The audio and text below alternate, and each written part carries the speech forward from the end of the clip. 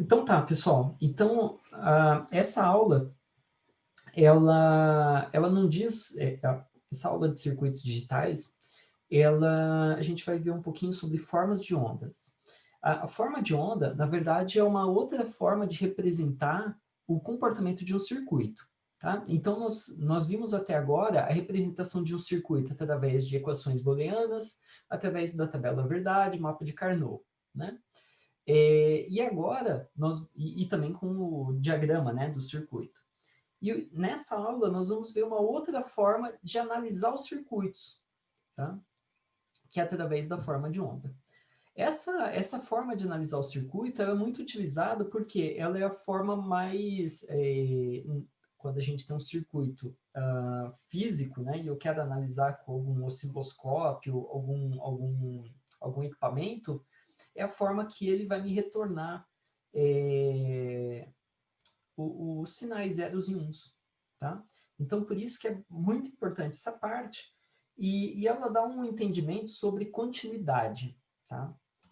Então, nós vamos chegar nesses pontos.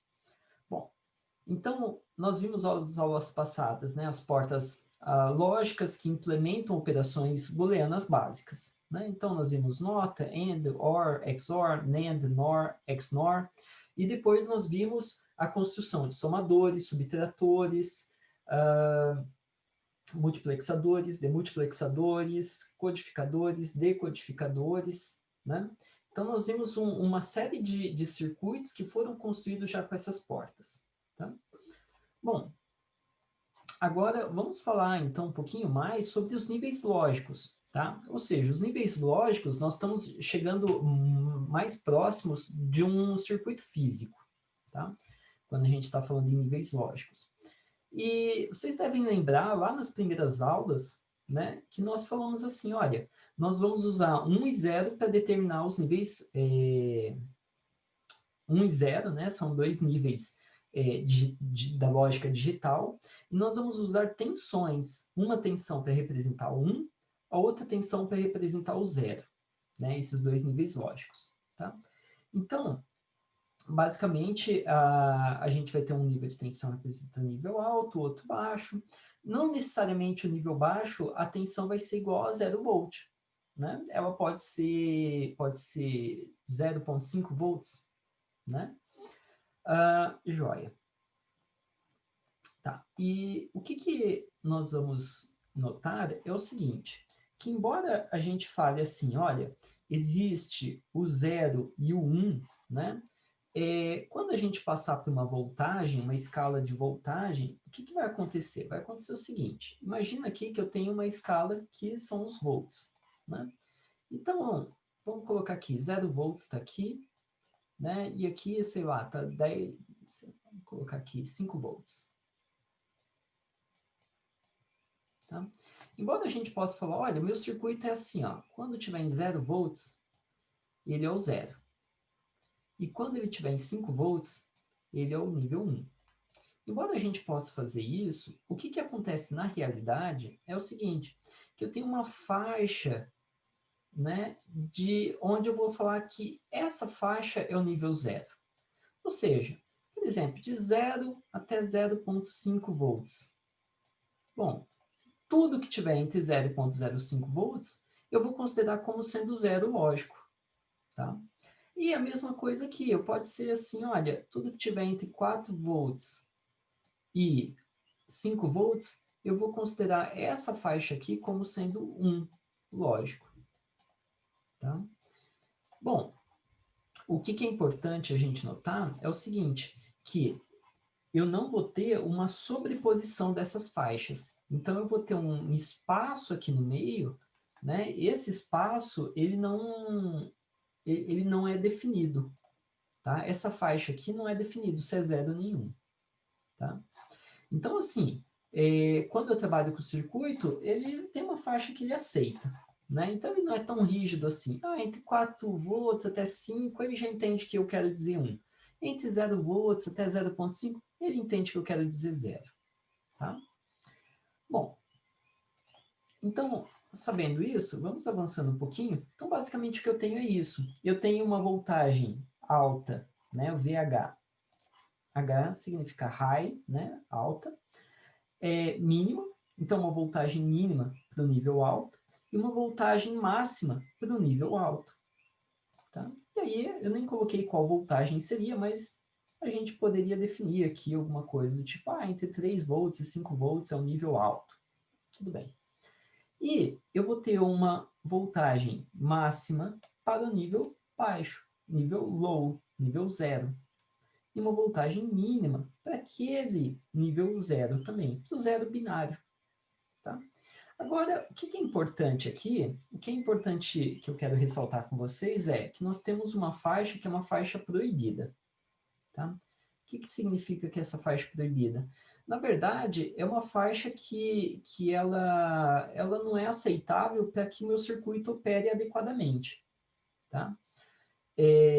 Nessa faixa de voltagem aqui, o comportamento do meu circuito não é certo, não é lógico, né?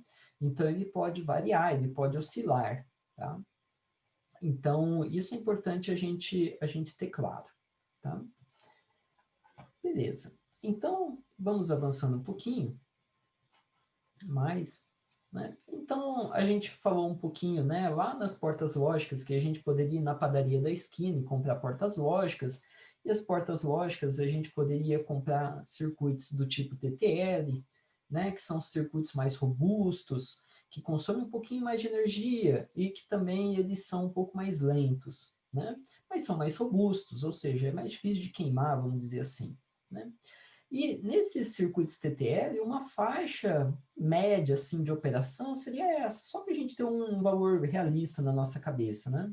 De 0 a 0,8 é o nível 0, de 2 até 5 é o nível 1. Né? Isso daqui é nível de entrada, ou seja, vamos supor que eu tenho um outro circuito que vai dar entrada na minha porta lógica TTL. Então, esse outro circuito ele pode me fornecer em qualquer faixa aqui, né, que está tudo bem. Tá? E o circuito TTL, quando a saída dele ele já é mais bonitinha, ó. Ele já tem uma faixa um pouco menor, né? O que facilita, né? Ele tem um controle maior, então, do que vai ser a saída dele, tá bom? De 2,7 volts a 5 volts. Se nós olharmos agora o circuito CMOS, tá? O circuito CMOS ele já tem uma outra faixa, né? De 3 volts costuma ser até 5 volts e de 0 até 1,5, é o nível 0, tá? Mas, claro, isso daqui a gente sempre tem que olhar a especificação do componente, né? Do circuito que a gente quiser comprar, que a gente quiser brincar com ele, tá? Então, isso daqui é uma parte mais informativa, tá? Nós, nesse curso de circuitos digitais, nós não vamos utilizar essa informação de fato, tá bom? Mas isso daqui, ao longo do tempo, vai nos trazendo alguns entendimentos, tá? Então, por isso que é importante a gente ter o primeiro contato agora, tá? Bom, então, uma vez que a gente já viu que nós temos níveis de voltagem, né, de tensão diferentes para representar 0 e 1, então a gente vai ver realmente essa forma de onda. Essa forma de onda, o que ela está representando é assim, o comportamento ao longo do tempo de um determinado fio no meu circuito. Tá? Então, o que é essa forma de onda? Essa forma de onda, são níveis de tensão, né? Então, nota, nível de tensão já é mais próximo do mundo real, né? Lembra que eu falei no início da aula que, olha, quando eu pegar um circuito real e colocar num equipamento de medição, ele vai me retornar uma forma de onda, né? Porque ele vai medir a tensão em cada momento, tá? E o que a gente pode notar é que essa forma de onda, ela tem pulsos, né? Então, ao longo aqui do tempo, ela tem diversos pulsos, né? Ou seja, momentos que ela está em 0, que ela foi para 1. Que ela estava em 0, foi para 1, foi para 0, 1, 0, 1, 0, 1, 0, 1. Tá? Tá, professor, mas por que isso é importante? Né? A gente viu na tabela verdade as entradas em forma de 0 e 1, 0 e 1, e a gente não precisou de ver a forma de onda até agora. Bom, porque o entendimento da forma de onda nos traz é o entendimento do tempo. Ao longo do tempo, o que acontece? Tá? Então, até a aula passada, nós olhamos circuitos que eram puramente sequenciais. A partir da próxima aula, nós vamos começar a olhar circuitos que são sequenciais. Ou seja, ao longo do tempo, o estado anterior de um circuito vai impactar no próximo estado dele. Então, essa análise na forma de onda é importante por conta disso. A gente tem essa continuidade ao longo do tempo do que está acontecendo. Então, se um comportamento futuro depender do passado, eu consigo identificar mais facilmente nessa representação. Tá? Então, por isso que é interessante. E outra, muitas ferramentas de análise de circuitos vai nos dar análise em forma de onda. Tá? Então, o que nós temos aqui? A forma de onda são vários pulsos. E um pulso, ele tem duas bordas. Ele tem uma borda de subida, ou uma borda chamada de positiva, e uma borda de descida. Né? Então, quando ele está do nível 0 lógico, né? Então, aqui estava no nível 0. Quando ele vai para o nível 1 lógico, ele tem essa bordinha aqui, que é uma bordinha de subida. Né? Tanto que é bem comum, assim, essas bordas, a gente fazer uma setinha, assim, para mostrar que ela é a borda de subida. E aqui, o que nós temos? Nós temos a borda de descida. Tá? Lembrando que o nosso tempo está caminhando da esquerda para a direita. Tá? Nossa linha do tempo. Tá? Por isso que aqui é uma borda de subida, por isso que aqui é uma borda de descida. Tá? Novamente, isso é verdade para o contrário também. Se eu estiver no nível inicial alto e quando eu descer, é sempre borda de descida. Tá? E aqui é sempre borda de subida.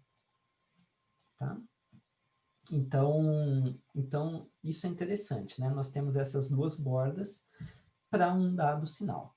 Maravilha. Vamos limpando isso, vamos avançando um pouquinho mais. Tá. Agora, o que nós estamos representando aqui são pulsos ideais. Tá?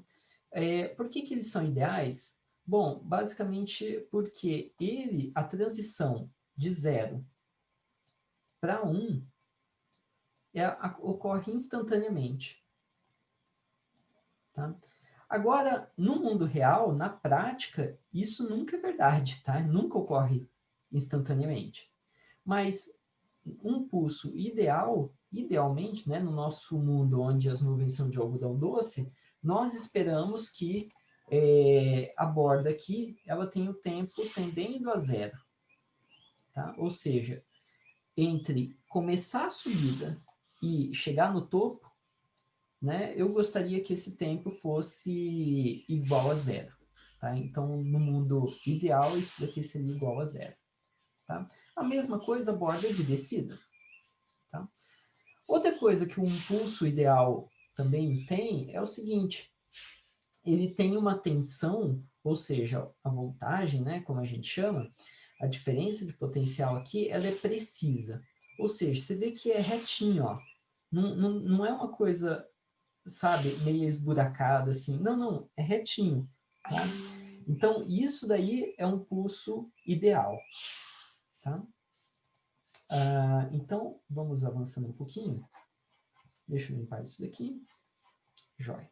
Então, isso daqui é um mundo ideal, mas a gente tem que saber que no mundo real isso não vai acontecer. Tá? No mundo real, a nossa onda ela vai ser mais ou menos assim. Tá? Eu vou ter aqui um tempo de subida, né? Uma rampa de subida, vamos dizer assim. Tá? Nessa rampa de subida, por exemplo, entre 10% da voltagem até 90% da voltagem, o circuito ele fica num estado inconsistente. Não tem como dizer se ele está em 0 ou se está em 1. Tá? E aí, eu vou ter uma parte aqui, então, uma oscilação, eu vou ter uma queda, e novamente, eu vou ter o início da queda até o final da descida. Tá? Isso daqui, então, não é um tempo igual a 0. Tá? Então, o que eu quero dizer mais ou menos é o seguinte, que vai ter um período, né? Eu vou tentar, deixa eu tentar representar aqui. Tem um período, que é esse período aqui, e esse período aqui, que meu circuito está num estado que é inconsistente, vamos dizer assim. Ele está num estado que eu não consigo dizer se é 0 ou se é 1, tá? Então, ele tem esse comportamento tanto na subida, tanto na descida, tá? Então, quando que eu sei que meu circuito está no estado consistente? Bom, quando ele está aqui no topo ou quando ele está aqui na parte baixa. Tá? A partir desse momento aqui, ele está no momento que está claro qual o sinal dele. Tá? Então, deixa eu ajustar aqui. Né? Aqui seriam os momentos que ele não tem muito claro. Tá? Mas, novamente, de verdade, isso daqui, nesse momento, é somente para nosso conhecimento. Tá? É uma palestra, né? Do tipo, olha, isso daqui ocorre no mundo real. Mas nesse curso, nós só vamos precisar do entendimento do pulso ideal. Tá? Então, o pulso onde não tem essa oscilação e o tempo de subida e o tempo de descida, ele tende a zero. Tá? Então, um tempo muito, muito rápido. Né? A gente não consegue observar. Tá?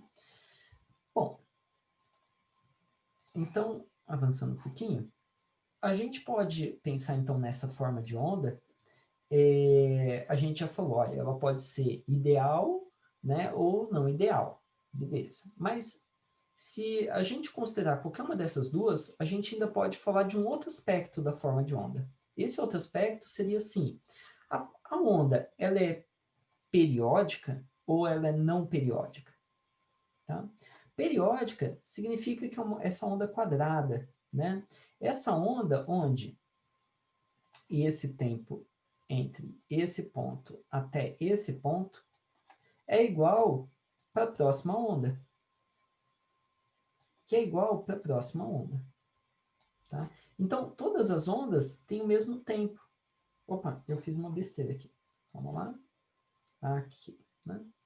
Então, todas as ondas, elas têm o mesmo tempo para borda de subida, fica no nível alto, desce, fica no nível baixo. Né? Então, esse ciclo aqui demora o mesmo tempo que esse ciclo, que demora o mesmo tempo que esse ciclo, que demora o mesmo tempo para o próximo, e para o próximo, e para o próximo. Tá? Então, seria uma onda quadrada, né? Ela é bem, bem bonitinha aqui, ó. Né? O tempo que fica em alta é o mesmo tempo que fica em baixa. Né? Isso é sempre. Tá? Bom, mas eu também posso ter uma onda que ela não é periódica. Né? Ou seja, eu fico um tempo aqui no estado 1, daqui a pouco eu desço para o estado 0, daqui a pouco fico um tempo no 1, depois 0 um pouquinho, 0 um pouquinho, 1 mais ou menos, 0 bastante tempo, e assim por diante. Tá? Então, agora, se eu pegar para vocês e der uma onda qualquer, vocês vão conseguir classificar ela. Né?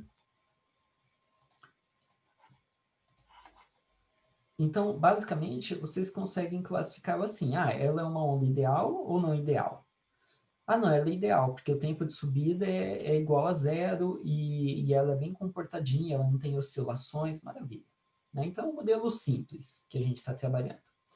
Ah, agora a onda, ela é periódica ou ela é não periódica? Então, basicamente, quando a gente tem o mundo externo, né, um botão que o usuário vai apertar, qualquer coisa assim, a gente vai estar trabalhando mais com ondas não periódicas. Dentro do circuito, a gente costuma ter os circuitos que são chamados síncronos, ou seja, eles são sincronizados com uma periodicidade. Tá? Nós vamos falar um pouquinho mais disso.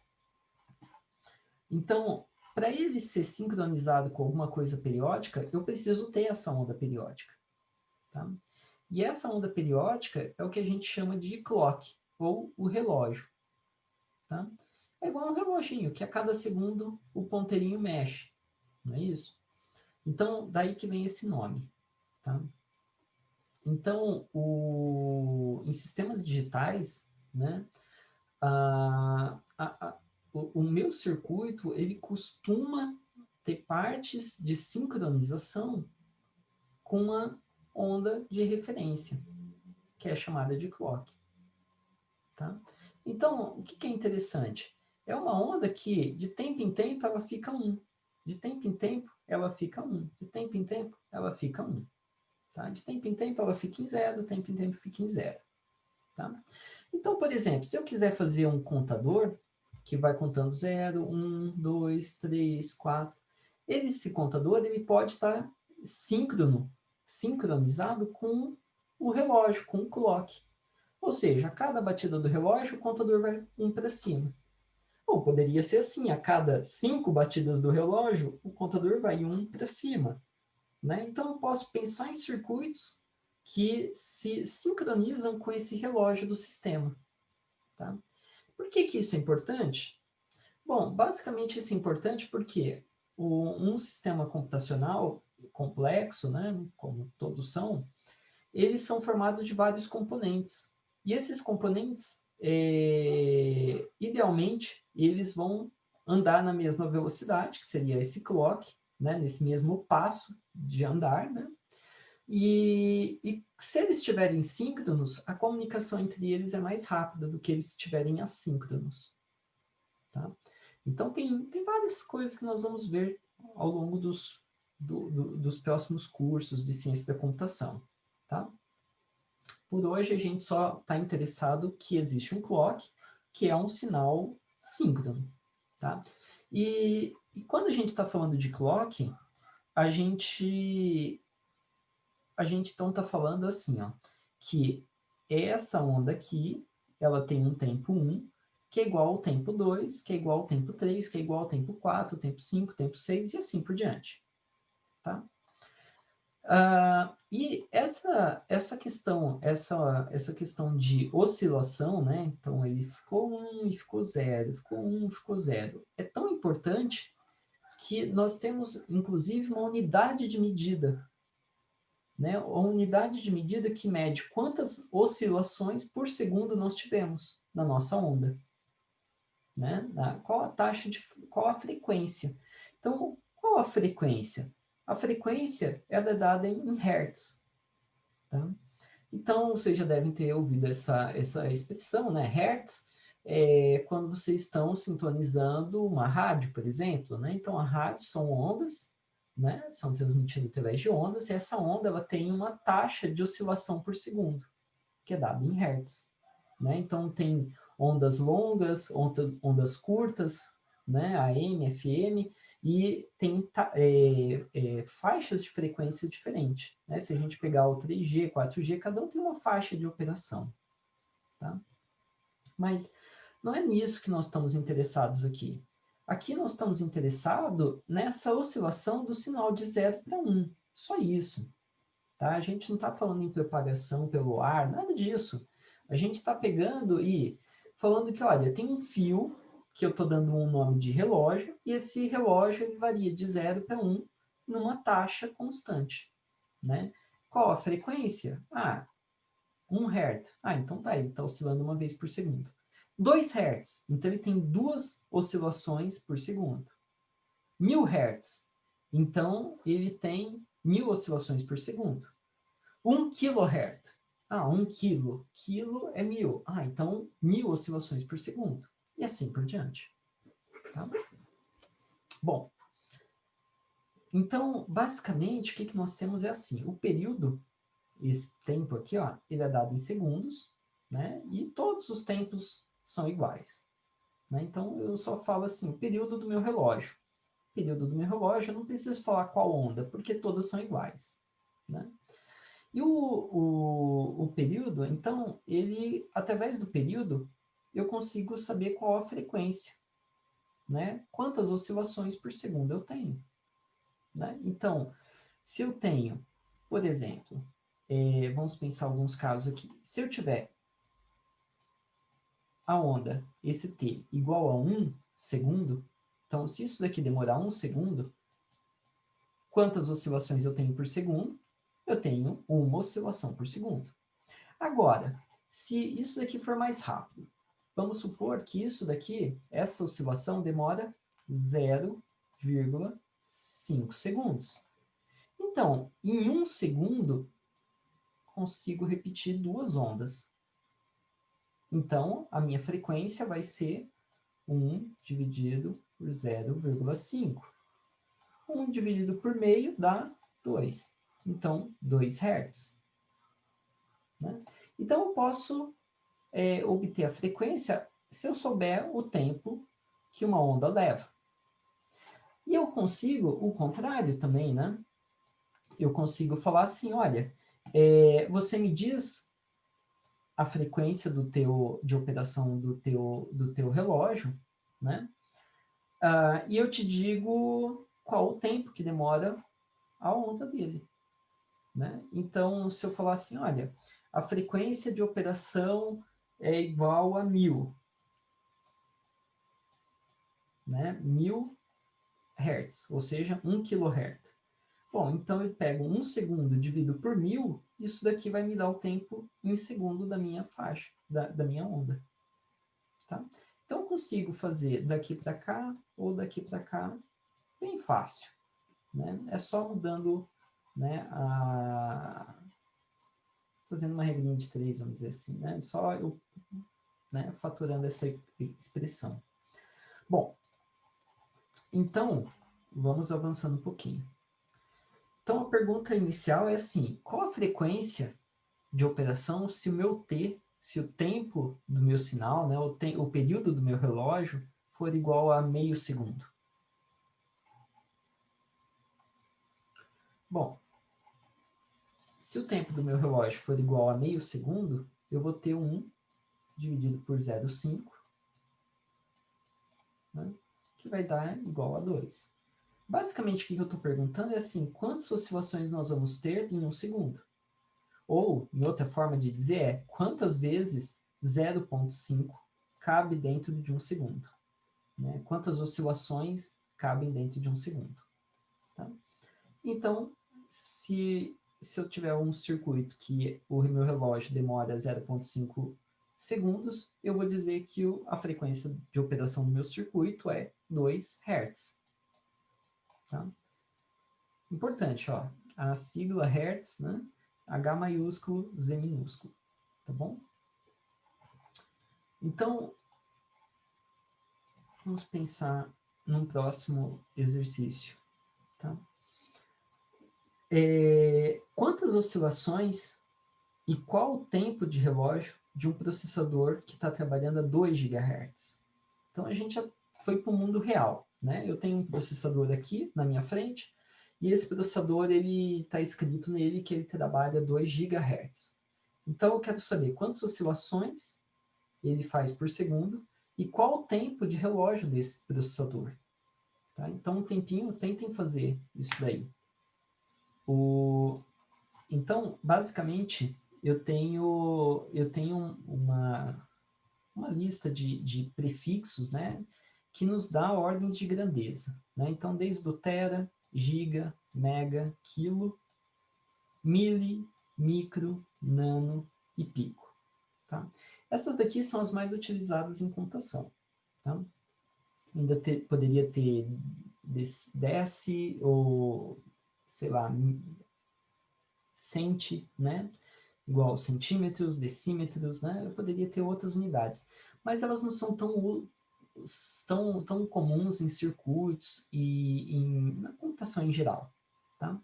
Então, basicamente, eu tenho grandezas maiores do que 1 e eu tenho grandezas menores do que 1. Tá? Então, basicamente assim, quando a frequência aumenta, o tempo vai cair, não é isso? Até mesmo por causa daqui, ó. O tempo é 1 sobre... aqui, o tempo é 1 sobre a frequência. Né? Então, se a frequência é muito, muito alta, vai ser muito menor do que 1. Muito, muito menor do que 1. Tá? Se o tempo for muito, muito menor do que 1, a frequência é muito, muito alta. Tá? Então, basicamente, a quantidade de oscilações que eu tenho em 2 GHz, bom, 2 GHz eu vou ter um fator multiplicativo 10 na nona, tá? Ou seja, eu tenho 2 bilhões de oscilações por segundo, tá? Então, se eu tiver um processador que está nessa frequência de operação, quer dizer assim, que os circuitos internos dele estão vinculados a esse relógio, né? Então, eles estão trabalhando numa velocidade bastante rápida. Tá? A gente pode pensar como se fosse uma esteira de produção de carros, né? Então, uma esteira que está andando muito, muito rápida, né? Ela anda 2 bilhões de posições por segundo. Então, essa esteira está saindo bastante rápido ali, né? Joia. Agora, qual o tempo de relógio? O tempo de relógio, então, é 1 sobre 2 vezes 10 na nona. Né? 10 na nona, que é o fator multiplicativo, giga. Né? 2, porque é o 2 aqui. Isso daqui é igual ao quê? É igual a 0,5 multiplicado, né? Quando eu tenho 1 sobre 10 na nona, isso daqui é igual a 10 na menos 9. Então, deixa eu apagar isso daqui, ficar um pouquinho melhor. Então, 10 na menos 9. Tá? Então, quer dizer que é 0,5 nanos, nano o quê? Nanosegundos.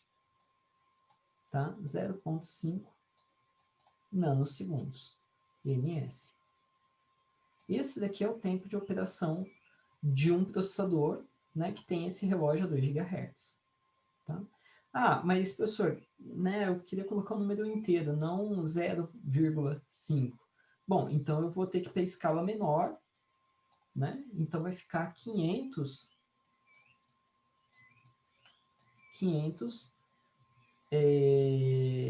picosegundos. Né?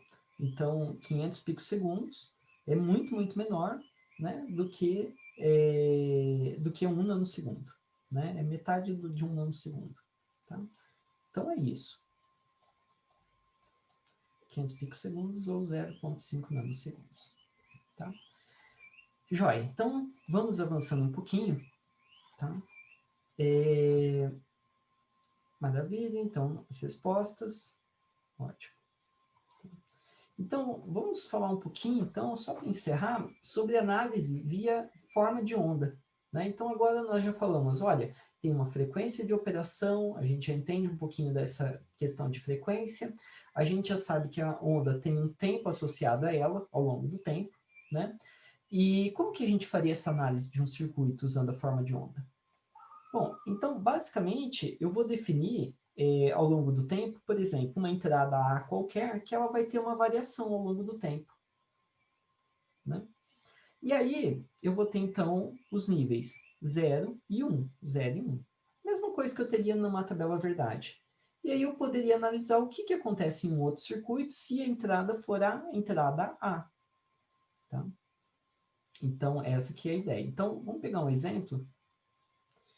O exemplo desse inversor aqui. Tá?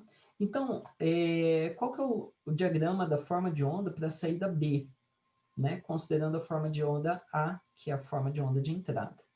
Né? Então, imagina, eu tenho um circuito que ele me dá essa forma de onda aqui, e eu vou colocar um inversor na saída desse circuito. Né? Ou seja, essa entrada, esse sinal A vai entrar no inversor, e eu quero saber o que vai acontecer com B. Né? Então, primeiro, eu preciso, né, do espaço para eu definir minha onda B. Né? E o que eu posso fazer? Bom, eu vou desenhar aqui, não vai ficar muito reto, mas tudo bem. Então, o inversor, quando está em 0, ele fica no nível 1.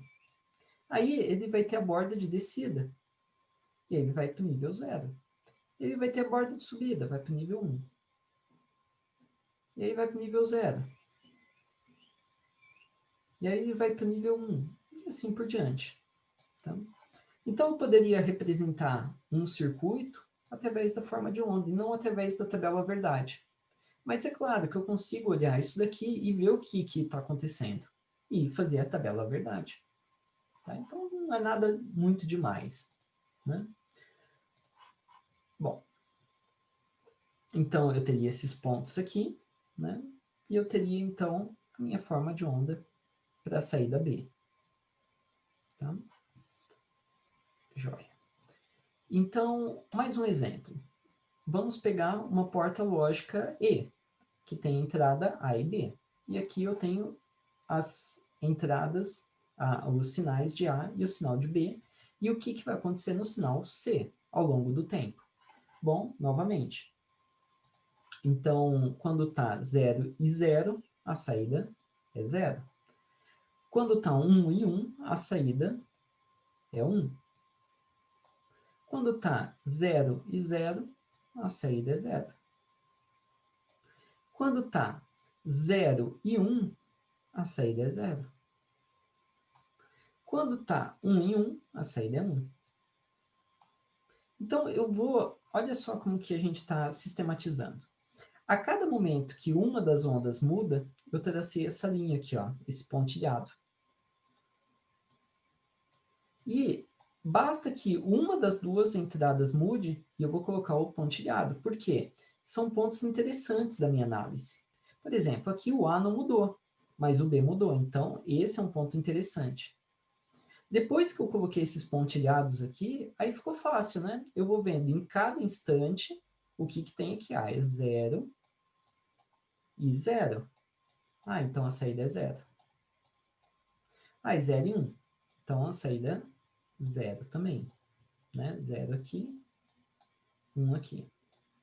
Ah, aqui é 1 e 1. Ah, então a saída vai ser 1. Aqui, 0 e 1. Ah, então a saída vai ser 0. Eu vou fazendo dessa forma de onda. Tá? Então, essa é a maneira de fazer a análise do circuito usando a forma de onda. Tá? Então, claro, isso daqui poderia ser uma parte de um circuito maior. Por exemplo, o C fosse a entrada de outra porta lógica, que fosse a entrada de outra porta lógica, que fosse a entrada de outra e assim por diante. Tá? Então, eu poderia analisar o circuito parte a parte. Tá? Então, novamente. Então, assim, no eixo horizontal, sempre é o tempo. Tá? Então, o que nós temos aqui? Sempre o tempo correndo da esquerda para a direita. Tá? Geralmente, as entradas e saídas são colocadas no mesmo gráfico. Né? Então, aqui as entradas, por exemplo, A e B, e a saída S. No mesmo gráfico.